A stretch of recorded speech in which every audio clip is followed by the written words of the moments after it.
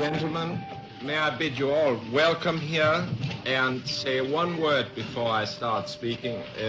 I am starting speaking, and that is the translation. Button number 2 is French and number 3 is English. You may wonder why I have asked you to come here. I have in mind a completely frank and open exchange of views, and this is ensured to you, and it is essential for our success. There is no verbatim quotation of anybody, and there is no press, so you're quite free to let yourselves go, if I may say so.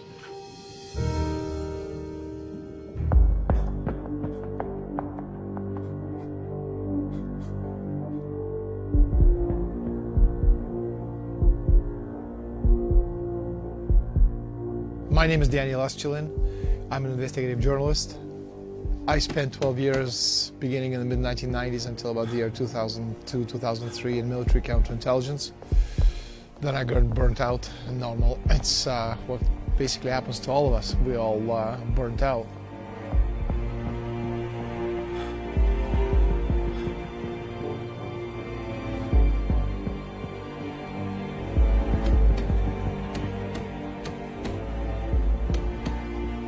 I realized that I had a lot of information that I've accumulated over the years, and I thought it would be a good way of getting some of this information out. And one of the subjects that I thought would be of interest to the general population would be this very secretive, not secret, but secretive organization calling themselves the Bilderberg Group.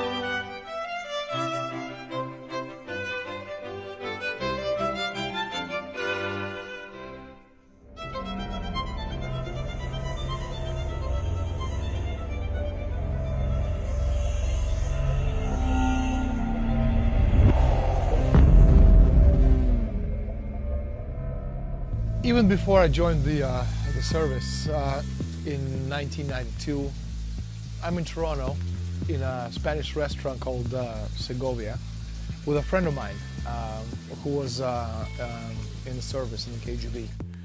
And over steak and potato lunch, this man, let's just call him Vladimir.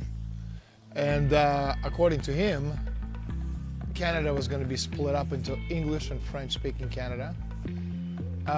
Through a referendum which was going to be put together from behind the scenes by these allegedly very powerful people. Now, the reason he said that this was going to happen is that the powerful people who ran the United States needed to balance their budget. 1995 comes around, that's 3 years into the future, and suddenly all these characters, all these people, all these politicians that I've never heard of begin to appear front and center in front of television, screens. And all the things that this man told me about 3 years earlier, in 1995, were front and center. And then I suddenly realized that if the presidents and the prime ministers were powerless about the body politic itself, about moving the events forward into a certain direction, if they were just bit actors playing their part, then my question is, who the hell runs the world? Imagine a private club where presidents, prime ministers, international bankers and generals rub shoulders, and where the people running the wars, the markets and governments say what they never say in public.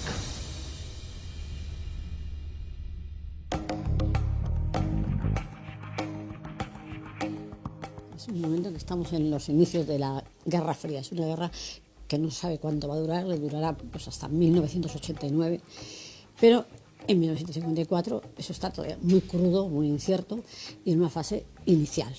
Entonces, han empezado a rodar ya las Naciones Unidas y se vislumbra la necesidad defensiva de la OTAN. Luego, por otra parte, en Europa, las monarquías europeas sienten endogámicamente esa necesidad de defender sus propios intereses, intereses de estatus social, intereses económicos y también intereses de defensa hacia el exterior. Los Estados Unidos asume esa postura común, pero tomando la dirección.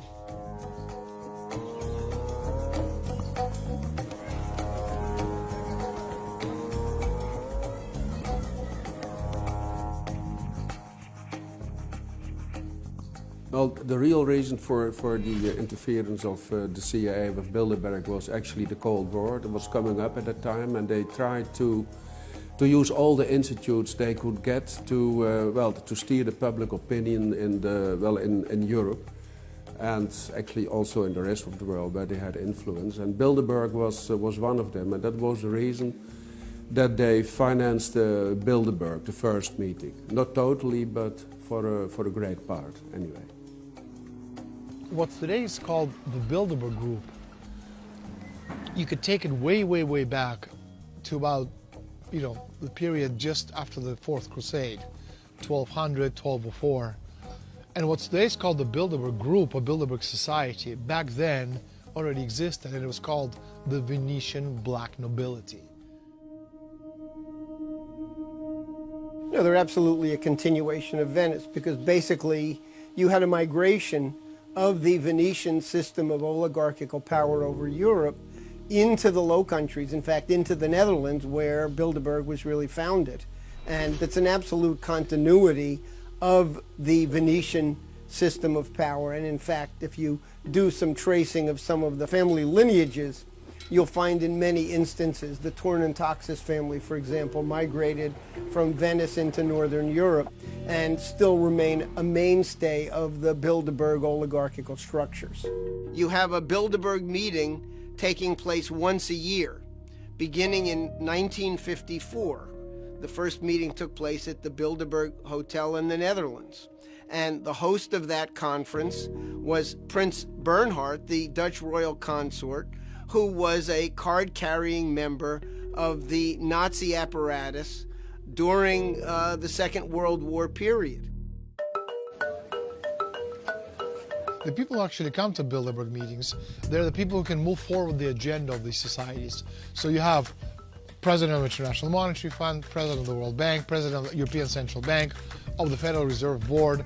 You have key presidents and prime ministers and all these individuals on the political level, also on the empresarial level, and also in the media. And they all work together with people in the military. They all work together with representatives of the banking cartels. And again, if you're a corporation, you don't need to control every person in the company. You just need to control one person who controls the policy of the entire corporation. You can say the same thing about countries. You don't need to control the entire country. You just need to control enough key decision makers, be it president, be it prime minister, be it key senators and congressmen, people in the Federal Reserve, people in the European Central Bank, the people in the European Commission. You control them, and through them you control the rest. Every year Bilderberg has a gathering. They'll bring together 100 to 200 people, many of whom make up the core of the transatlantic financial and political oligarchy. And they'll bring together a core group of powerful individuals, government people, the media, finance, and prospective young recruits, people in the political realm who are up and coming and who are going to be seduced and controlled by these oligarchical interests. And very often these meetings serve as a kind of a testing ground for whether or not certain people will be advanced in their political careers, including a number of individuals who've been elected President of the United States, have been put through this kind of Bilderberg finishing school process. They The Bilderberg Conference comprises about 130 of the world's, or Western world's, top decision makers from the banks, the multinational companies, the EU Commission. I'm coming to the politicians, also from WTO, IMF, World Bank, and of course, leading politicians from the US, Canada, Eurozone, and the UK. And I think, though they were clearly discussing some of the biggest issues confronting the Western economies at this time, why have we had no statement, either from the Prime Minister, or from the Chancellor, or indeed from the Minister without portfolio, all of whom attended in an official capacity? Why did they offer no statement, even though such decisions may well have a significant effect on UK government policy or the livelihood of future UK citizens?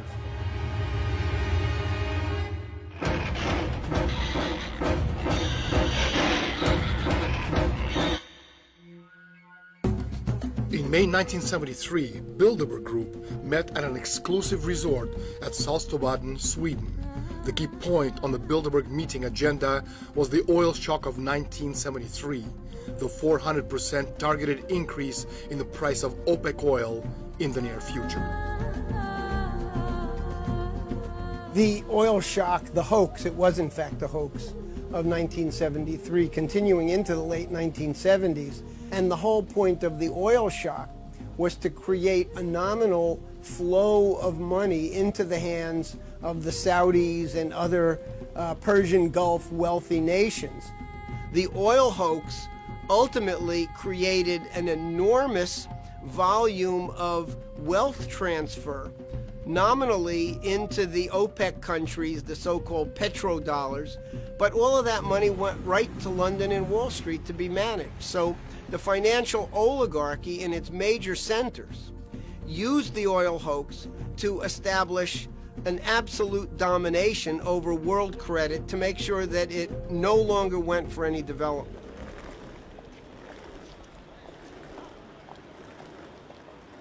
You have the charisma of a damp rag and the appearance of a low-grade bank clerk. And the question that I want to ask,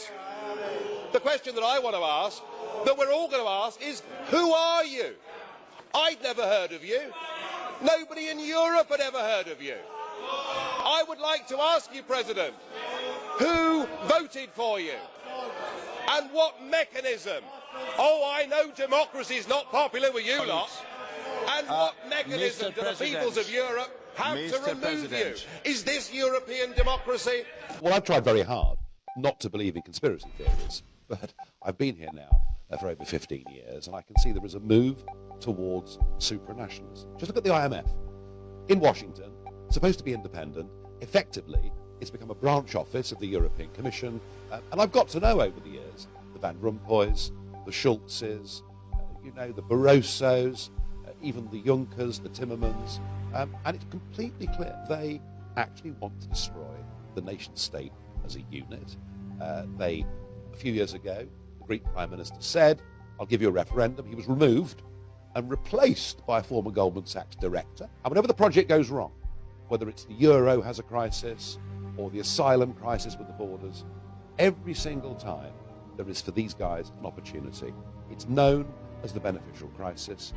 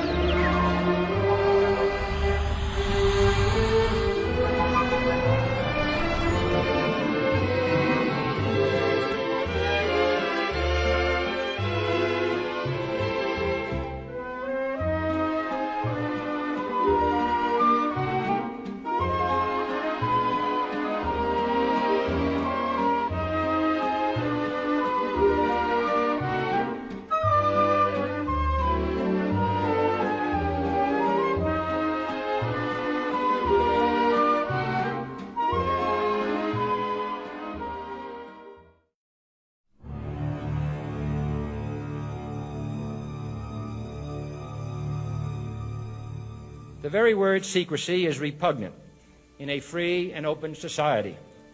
And we are, as a people, inherently and historically opposed to secret societies, to secret oaths, and to secret proceedings. We decided long ago that the dangers of excessive and unwarranted concealment of pertinent facts far outweighed the dangers which are cited to justify it, the facts they deserve to know. For we are opposed around the world by a monolithic and ruthless conspiracy that relies primarily on covert means for expanding its sphere of influence, on infiltration instead of invasion, on subversion instead of elections, on intimidation instead of free choice, on guerrillas by night instead of armies by day. It is a system which has conscripted vast human and material resources into the building of a tightly knit, highly efficient machine that combines military, diplomatic, intelligence, economic, scientific, and political operations. Its preparations are concealed, not published. Its mistakes are buried, not headlined. Its dissenters are silenced, not praised. No expenditure is questioned, no rumor is printed, no secret is revealed. As in a television soap opera, there are actually secret spin-off organizations similar to the Bilderberg Group who play a vital role in the New World Order scheme to use wealth concentrated in the hands of a few to exert world control.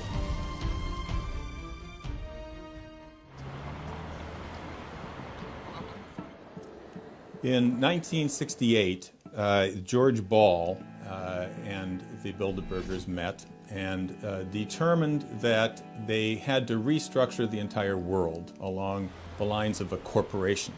They decided that the idea of the nation state was outmoded, it was archaic, it was standing in their way, and that therefore they wanted to have what they called a world company based upon the idea of a corporate identity. Don't just talk about it, be about it. Hungry for the money as soon as I see a dollar. Money green in my collar, I'm fresh like that. Yeah, I write the checks, but the checks right back. Straight to the account, your honey wanna holler. Only thing that separate me from my money is a comma. Big bills, big papers, it gets real. Big haters, what it be, understand how I said it, man. Well, what this is actually is part of what's called globalization. You had in the 60s and then continuing in an expanding form in the 70s and 80s a rash of mergers which corporations merged, agricultural corporations merged, the financial institutions merged, and you had a general takeover of the world economy by these huge mega firms. The corporate banking mergers tended to control the corporate industrial mergers and the agricultural mergers. So you had basically a world run by this financial, these massive financial institutions. The concept is one world company limited. Corporations that have a hell of a lot more power than any government on the planet. And you're seeing it right now that governments don't govern, presidents don't do anything other than do what people who put them in power tell them to do. And so the idea is that all of these corporations, the Goldman Sachs of this world, the JP Morgans, etc., they are the key people in all key institutions around the world. And it's through them that the power base is exercised. So again, it's not one world government, it's one world company, limited corporations with a lot more power than any government on the planet. In fact, this was discussed at the Bilderberg Conference in 1968, where George Ball, Undersecretary for Economic Affairs with JFK and Johnson, he said, and I quote, loosely quote, how can we create corporations that can actually give orders to governments? And this is what you have today. E mentre qui ci vengono presentate delle soluzioni, una decina di giorni fa, nel chiuso e nel segreto delle riunioni del club Bilderberg, molti esponenti dell'alta burocrazia e delle leadership politiche europee si sono riuniti probabilmente per dare le direttive alle direttive che poi verranno presentate al Parlamento europeo, che non potrà fare altro che esaminarle. Anche ho sentito questa mattina il Presidente Barroso l'invito a portare aiuto agli amici greci. Non vorrei che l'aiuto fosse soprattutto al suo amico armatore Spiro Lazis. C'è un evidente conflitto di interessi per il signor Barroso e dovrebbe darne spiegazione.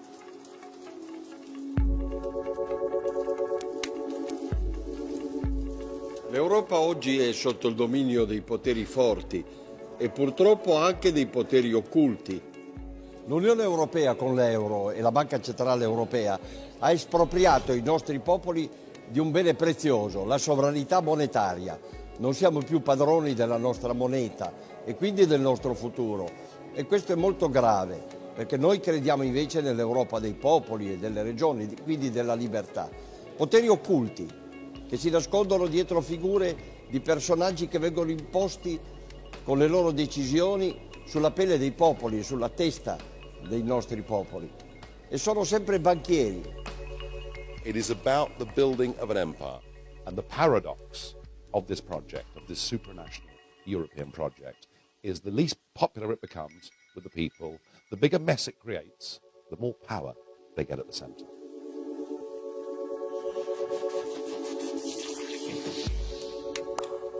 Well, with the Lisbon Treaty, European nations have lost almost their entire sovereignty. And we are now back to a pre-nation state condition, meaning feudalism.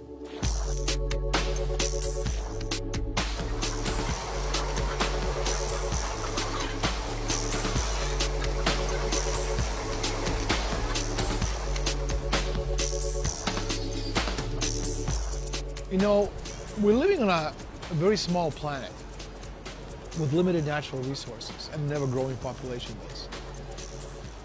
If you extrapolate that into the near future, in one generation we're going to go to about 10 billion people, then we're going to go to 14, 18, 21. It's going to get to the point we're always going to have enough space, because 7 billion people space-wise is not a lot. But we are running out of food, and we are running out of water, and we're running out of natural resources. So for the elitists, for the Rockefellers of this world to survive, and I say Rockefeller not because he's important, but because he's well known, he's popular, which is not the same as being important. For the Rockefellers of this world to survive, most of us have to die.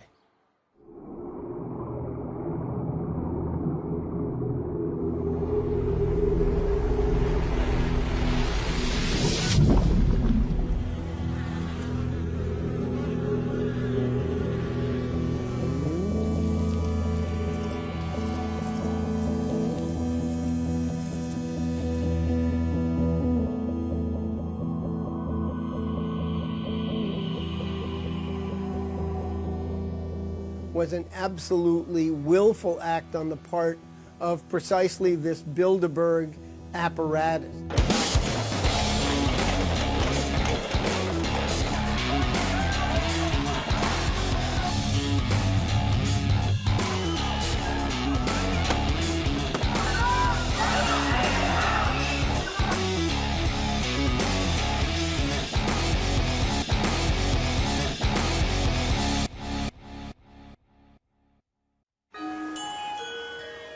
It's not really the idea of capitalism, because in the end what these people have or are, they already control 90% of the planet. Every aspect of society, everything you eat, everything you look at, everything you touch, mostly is in the private hands of these billionaires today. But the idea is, again, the whole idea of deindustrializing the world, it's a gradual process. You can do it, via armed conflict, but it's costly and it's also dangerous, because you can take everything off the chessboard, them and you at the same time.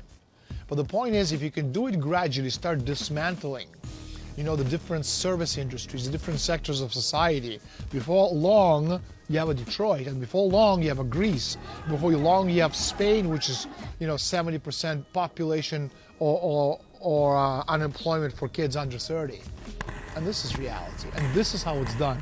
It's a gradual process of deindustrialization, demand destruction, and zero growth. And if you talk about zero growth, the whole concept itself came out of the 1972 study put together by the Club of Rome. Role of the Club of Rome back in the 1970s was to try to popularize the big lie that man could not continue to develop because resources were supposedly limited. And they used a ridiculous modernized version of the old argument of Malthus and Aristotle to simply state that based on mathematical equations, we would exhaust the resources. Fast forward 40 years, and look what we have today. We have a Detroit. And another 40 years into the future, we have the entire world, which is going to look like Detroit, and Detroit is going to look like paradise.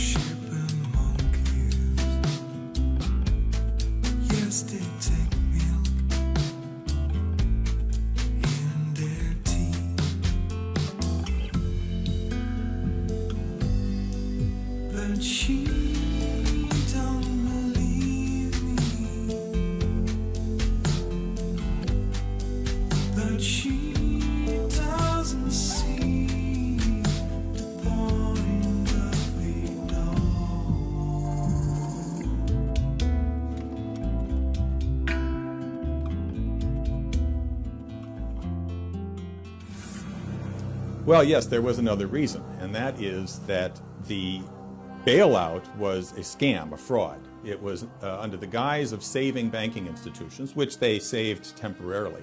They were effectively taking unpayable debt, huge quantities of unpayable debt, and transferring it from private corporations to governments. This didn't make the debt any more payable. They basically absorbed huge quantities of worthless paper, speculative, derivative paper, which could not be paid off in any period of time anyway, i.e. the governments became bankrupt. Now you see this in Europe over the last years, where each country is being forced to do the same thing that was done in the US, take on the massive debts of these banks and effectively leaving them bankrupt. What you have is the growth of corporate dictatorships under the banking institutions that run the governments, corporate fascism. And in fact, you see the world increasingly coming under the control of corporate fascist governments under the control of the banking institutions. You know, if you kind of go back in history, 6,000 years or so, and you look at who controlled society 6,000 years ago in ancient Egypt, this weren't the pharaohs. They were the high priests, who basically gave us knowledge one little droplet at a time, just enough knowledge for us to survive and get by as we do today, just enough for us to get by day to day to day to day with what meager salaries we earn. Now, so on the one hand, what you had back then, you had the high priests giving us this, droplets of knowledge.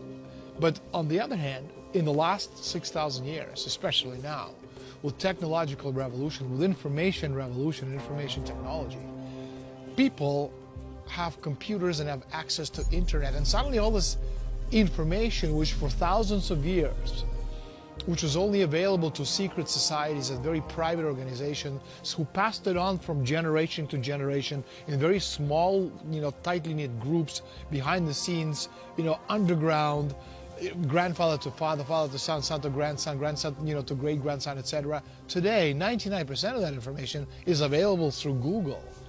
And anybody sitting in the middle of an Amazon rainforest, with computer, a laptop, an internet connection, almost has the same access to the information which the secret societies have tried to protect or hide from us for thousands of years.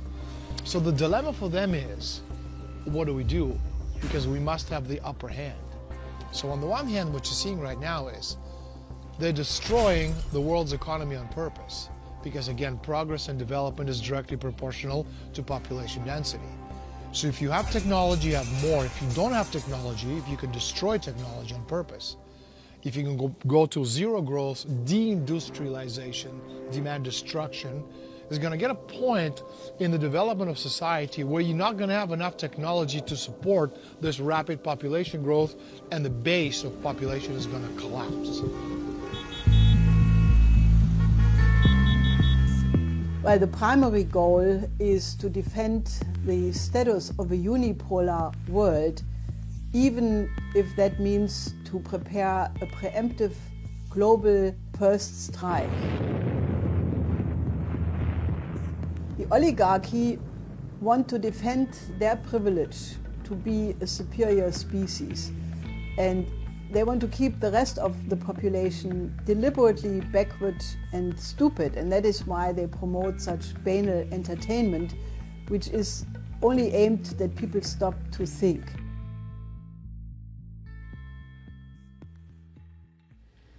In the councils of government, we must guard against the acquisition of unwarranted influence, whether sought or unsought, by the military-industrial complex.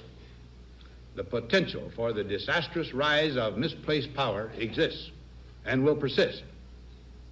We must never let the weight of this combination endanger our liberties or democratic processes. We should take nothing for granted.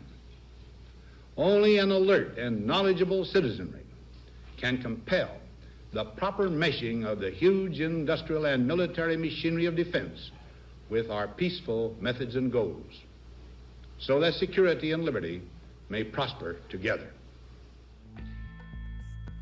Look at Google, Apple, Microsoft, IBM. These Bilderberg-affiliated megacorporations form an integral part of the United States security apparatus. Behind these technologies, enormous streams of capital are being expended and, more importantly, invested behind the scenes. Now we're at a point where that entire system is at a breaking point where it's hopelessly bankrupt, the debt is impossible to pay, the derivatives, which are purely speculative, unregulated gambling bets on top of the debt bubble itself, is estimated at $1.5 quadrillion, which is a multiplier of even the most optimistic idea of global GDP that's completely off the charts. So this entire system is doomed, and we're quite frankly at a point now where it would be no surprise if on any given day you woke up and found out that the entire transatlantic financial system had just evaporated.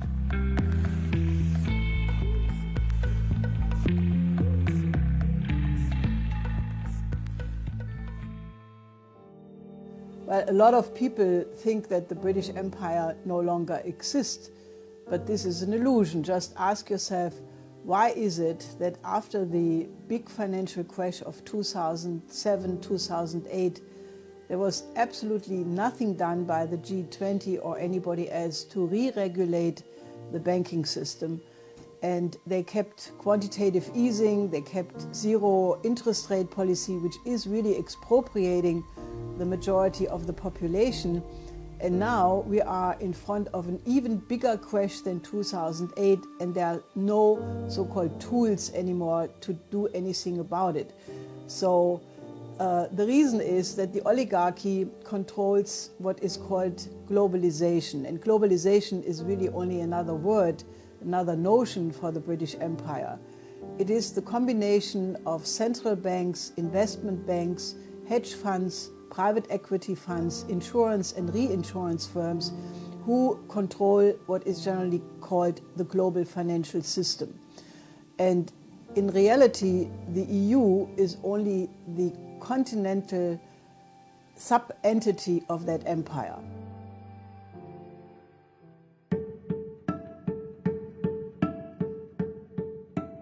Well, the British Empire knows that in the long run it cannot survive in a world which is based on science and technology and development. And therefore their policy is to stop that kind of technology and development. That's why they target nation states.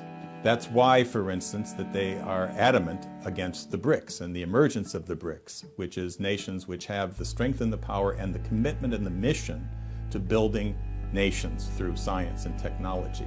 That has to be stopped in their view. Therefore, their target is the idea of the nation state itself. Destroy nation states in order to preserve and maintain the power of the empire. There is absolutely a plan to depopulate the world, and you simply have to listen to or read the writings of people like Prince Philip of Great Britain, who has stated explicitly that we should reduce the population of the world from 7 billion people down to 1 billion. He has stated very charmingly that he would like to be reincarnated as a virus to try to reduce the world's population.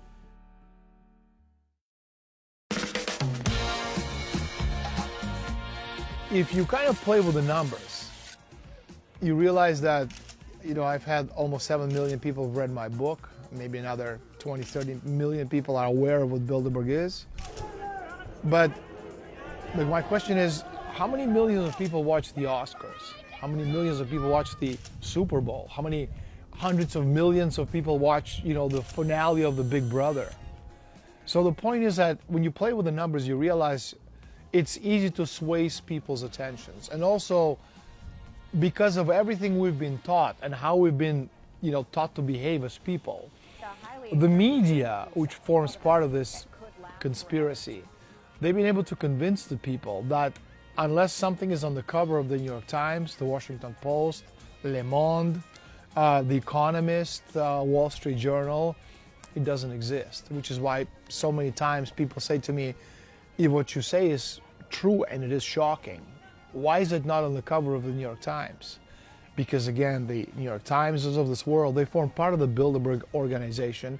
They form part of all these other societies. They're part of the elite. Their job is not to tell the truth, but to sell a particular vision of reality which the elitists need to move their agenda forward.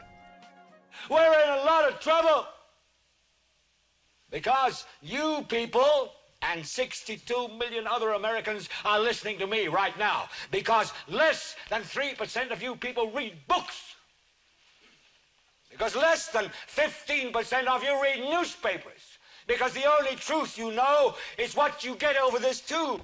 Right now, there is an entire generation that never knew anything that didn't come out of this tube. This tube is the gospel, the ultimate revelation. This tube can make or break presidents, popes, prime ministers. This tube is the most awesome goddamn force in the whole godless world.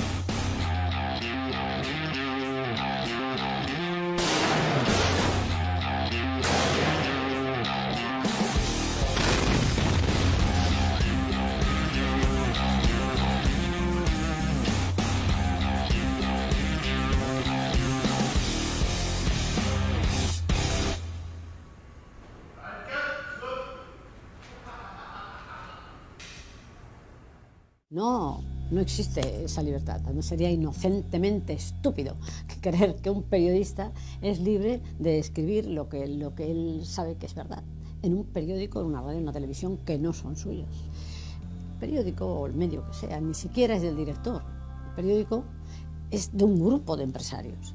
Y estos empresarios a su vez dependen de un entramado político, de un entramado económico para tener papel, para tener publicidad, para evitar problemas de censura, para tener libertad. No existe esa libertad.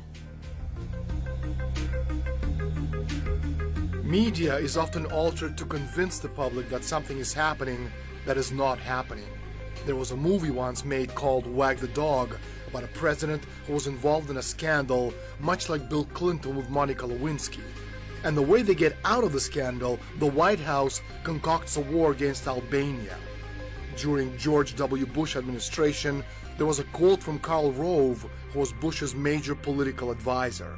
Rove said that the White House can create its own reality, and if they don't like the reality they have created, in 30 minutes they can change it because the White House has total influence over the way the media reports the news.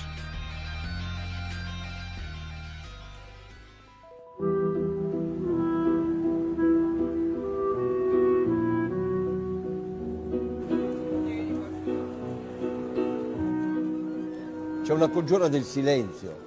Non si vuole far sapere all'opinione pubblica chi veramente comanda, i poteri forti, le loro riunioni, il Bilderberg, la trilaterale, che si riuniscono a porte chiuse, senza che nessuno possa sentire, nessun estraneo, e soprattutto riferire ai popoli cosa si è deciso sul loro futuro. Noi combattiamo questa dittatura dei poteri occulti e riteniamo che il potere debba essere restituito ai nostri popoli. Questa è democrazia e perciò quando qualcuno di noi riesce a far comunicare all'opinione pubblica queste verità si cerca di screditarlo, di chiamarlo cospirazionista. Mr. Speaker, this is the first occasion for me, as I've never previously answered a question in the House of Commons on behalf of a private organisation for which the government has no responsibility. The Bilderberg organisation exists for the purpose of holding meetings once a year in various countries. It exists for no other purpose. And this year the meeting was held at a large hotel near Watford in Hertfordshire. I didn't receive adequate notice of this question as it happened, because I wasn't found in time to put to hand the list of those who participated and the agenda which we discussed, but we always circulate those before the meeting and they're readily available, and I can certainly put any honourable member in touch with a source of the list of those who took part. Each year we invite something over 100 people. It was about 140 this year, drawn from both sides of the Atlantic, from Europe, including Turkey, and from the United States and Canada. The people who attend are drawn from the worlds of government, politics, academia, defence, journalism. We all attend the people who attend change slightly each year. There's a core of those who regularly attend. Different people come. Well, I'm trying to guess at what on earth people are asking a parliamentary question about this for and what they're interested in.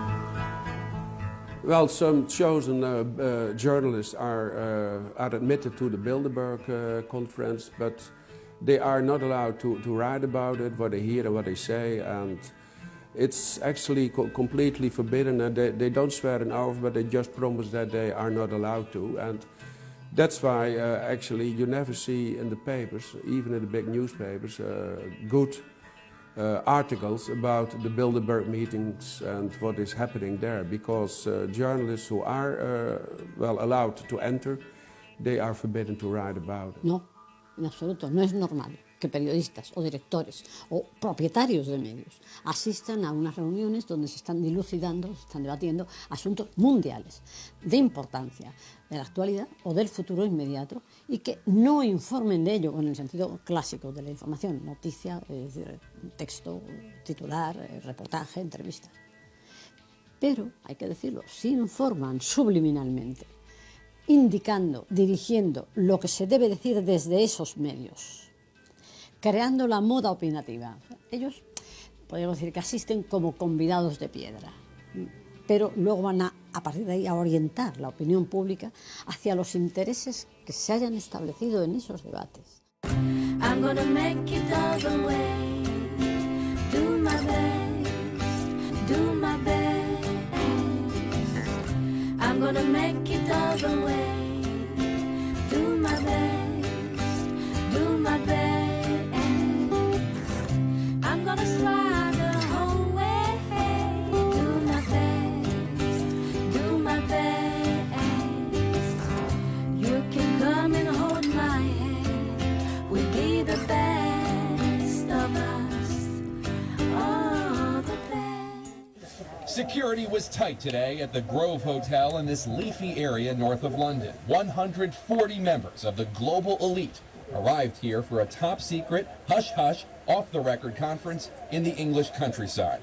How's this for a guest list? The head of the International Monetary Fund, former Treasury Secretary Tim Geithner, the heads of Amazon.com, Google, and BP Oil, former General and CIA Director David Petraeus, and what's a top-secret cabal of puppet masters without Henry Kissinger? All of them came here today for the Bilderberg Conference. That's Bilderberg, not Build-A-Bear. Participants are tight-lipped about discussions, other than to say topics will range from the economy to jobs to U.S. foreign policy, what the organizers call megatrends and the major issues facing the world. Reporters and outsiders are not allowed in, and everything is off the record. Organizers say that's so participants can take time to listen, reflect, and gather insight.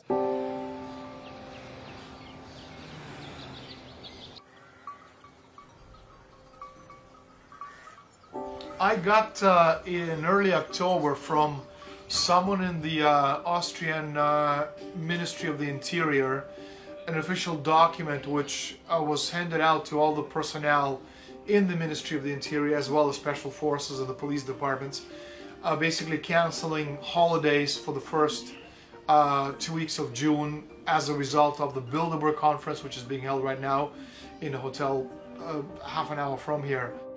Un grupo de poder, un grupo de poderosos que no pertenecen a ningún gobierno nacional, pero sí son parte de un gobierno supranacional, un gobierno mundial.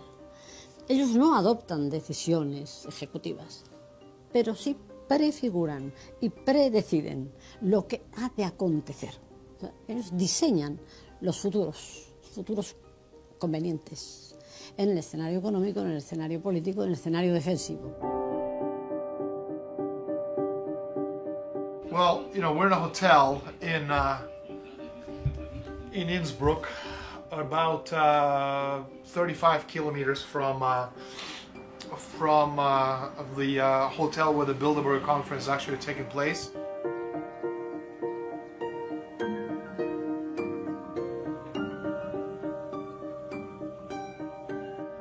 Just getting the information from my sources inside the Bilderberg group on the key points which are being discussed as we speak.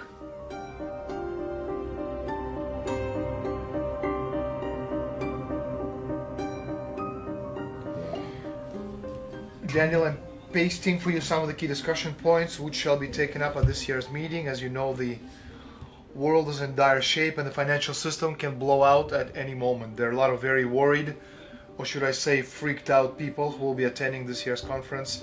Their only saving grace is that most of the planet is completely oblivious to what is going on around them. Good luck to you, and as always, put this information to good use. Instead of going to the hotel, and if you can't get anywhere near the hotel, there's a 5 kilometer, security perimeter, and actually from what we're hearing, it's actually has gone over to almost 8 kilometers. So,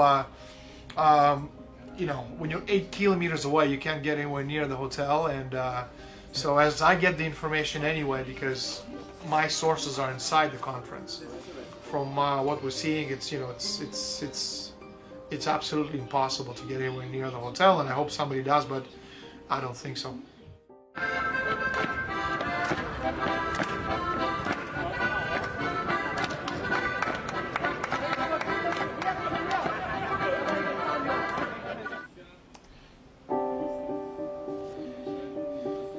And there's some very, very heavy points. Artificial intelligence, that's the future of humanity, transhumanism, the change from humanity to transhumanity to post-humanity. Cybersecurity, that's one of the key issues which the Bilderbergers have been talking about for a very long time, and that has to do with controlling internet, obviously chemical weapons threats, current economic issues, which is, the world is going to hell in a handbasket. This is the information which he sent me, and I'm just downloading, all the stuff on the subject of America. And in the first 2 pages of this extract, 7-page extract, I'm seeing this like the 5th time I'm seeing perpetual war, okay, multi-generational threat. Now, give me a second just to see what else is there. Now, one of the things about perpetual wars require perpetual funding. Non-ending war, non-ending funding, which means that you throw as much money as you want into a particular situation, which is this, you know, war on terror. How long? We don't know. Forever. How much money? As much as you need.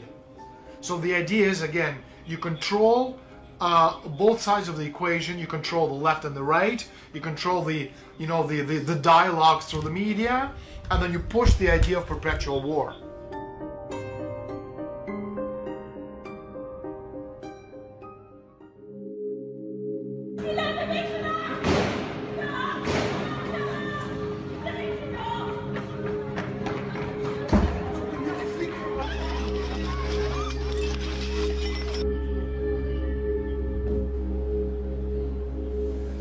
L'état d'urgence sera décrété, ce qui veut dire que certains lieux seront fermés, la circulation pourra être interdite et il y aura également des perquisitions qui pourront être décidées dans toute l'Île-de-France. L'état d'urgence, lui, sera proclamé sur l'ensemble du territoire. La seconde décision que j'ai prise, c'est la fermeture des frontières. Immediately after the terrorist attack against Charlie Hebdo at the beginning of this year, the former US Senator Bob Graham said that if the famous 28 pages of the original September 11 report would have been published, this attack would not have happened. Now, what this means is that the original September 11 Commission of the Congress published a report, and 28 pages are classified to the present day, but we more or less know what's in it. It pertains to the role of Saudi Arabia financing terrorism and Wahhabi Salafist attacks around the world. Now, this has another dimension, and that is that the Anglo-Americans have instrumentalized radical Islam since Brzezinski in 1975.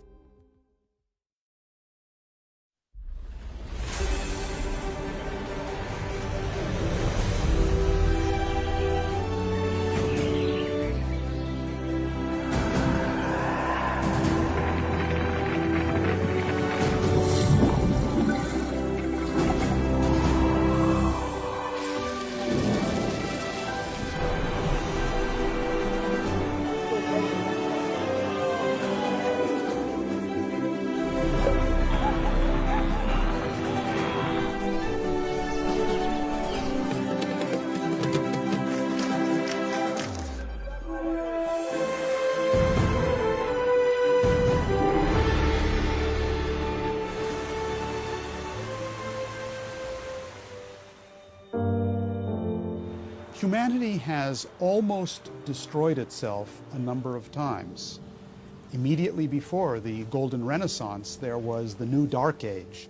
There was the Black Death, where about half of the population of Europe was destroyed not only by a disease, the bubonic plague, but destroyed by the fact that men were convinced that they could not solve the problem. But fortunately, there was a new paradigm then. There was a renaissance. It was the Golden Renaissance of Leonardo da Vinci in Italy, of Miguel de Cervantes in Spain, of Shakespeare in London, which developed the concept of man, a new paradigm in which we organized our business as human beings based on the concept of man's morality, creativity, and free will. We cannot have a situation where, as in Greece, 60% of the youth have no jobs. That is killing the future of society. Or Spain, where it is almost at 60%. That is killing the future if youth don't have a mission and a purpose to fulfill. Almost halfway through the second decade of the 21st century, I ask myself something over and over again, making an attempt to understand what is happening to us. Where are we going as nations, as a world? What will happen to us if the Bilderberg group and their cohorts finally win? What is the destiny of the human race? What does it mean to be immortal? That's a very interesting question, because there are two ways of talking about immortality. We all die. No one so far has discovered a method by which we can live eternally as in our biological form.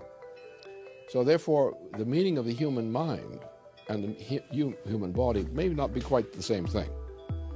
For example, people like Einstein, for example, who over a century ago defined matter-antimatter progress, which we're now going into today.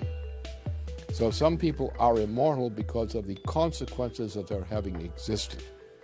And the best we can do as human beings, which no other animal can do, is we can continue to be immortal in our participation in the development of humanity and the development of our solar system.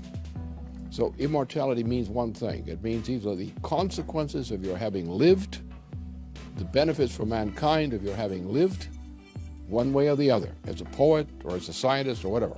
You've contributed something to the wealth of humanity, and you are, in that sense, immortal. Or you can be a poor slug who doesn't think, who has no consequence, no reason to exist, who just lives and dies. And that's the choice. I have had certain attempts on the part of the Bilderberg group back about 10 years back, where I was actually offered money to cease and desist, go away. And I describe it in one of my books. And as I sat there watching this man write a check, I said to myself and I said to him, help me out, please. How many zeros is one's freedom worth? He stopped, paused, looked at me, gave me the check, which I have, check as a memento, and he said, Mr. Estulin, you have a nice day.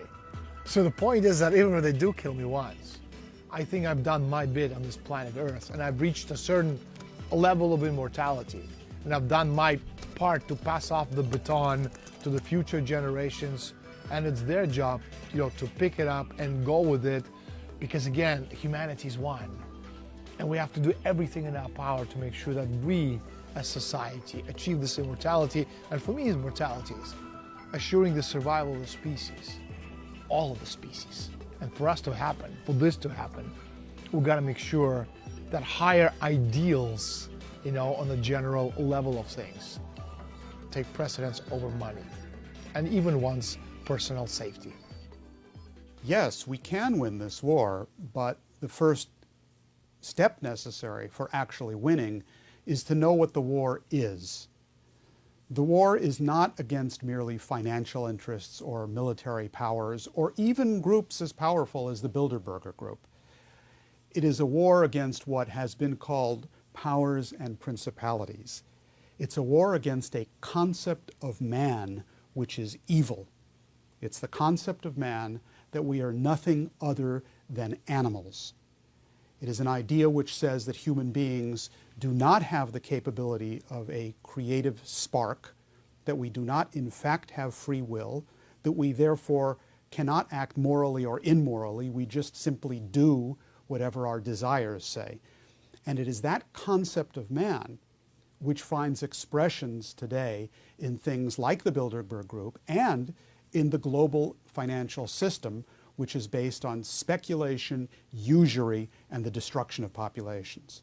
We are at the crossroads, and the roads we take now will determine whether we will live in the 21st century as nation-state republics or subjugated, culled, and dehumanized crop of slaves. We are fighting a combined effort of some of the most brilliant people in history who scheme against us for the purposes of possessing us. But the human will is immortal. Tyrants have killed millions, and yet people fought and eventually won their freedom. Freedom stirs the human heart, and fear stills it. Amidst the deafening cacophony of patriotic silence, insurgent voices command attention. Immortality has its moral basis in truth and incorruptibility. It deserves to be given all the support that it can get. It deserves to be fought and died for.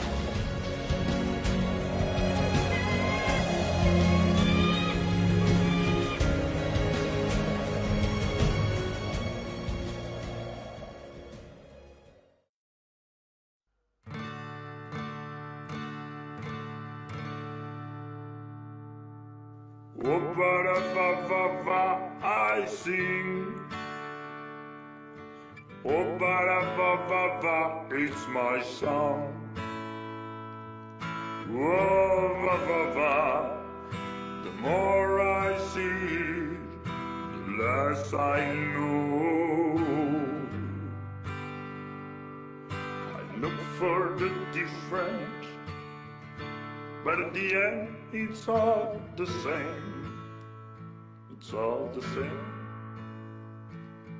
I look for a new light, but at the end you are my only star. I look for a new step, but at the end you are the only way. I look for a new vision, but at the end you are my eyes.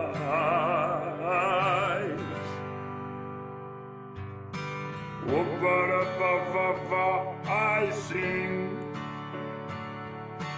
Oh, ba-da-ba-ba-ba, it's my song. Oh, ba-ba-ba, the more I see, the less I know. Walking in the morning light, walking all alone,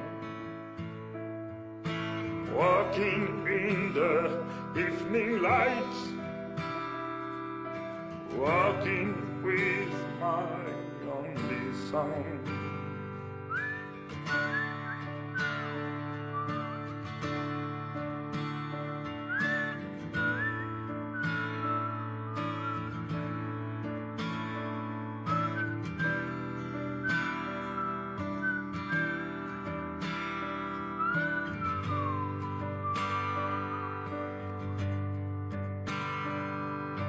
Oh, ba-da-ba-ba-ba, I sing. Oh, ba-da-ba-ba-ba, it's my song. Oh, ba-ba-ba, the more I see, the less I know. Oh, ba-da-ba-ba-ba, I sing. Oh, ba-da-ba-ba-ba, it's my song. Oh, ba-ba-ba.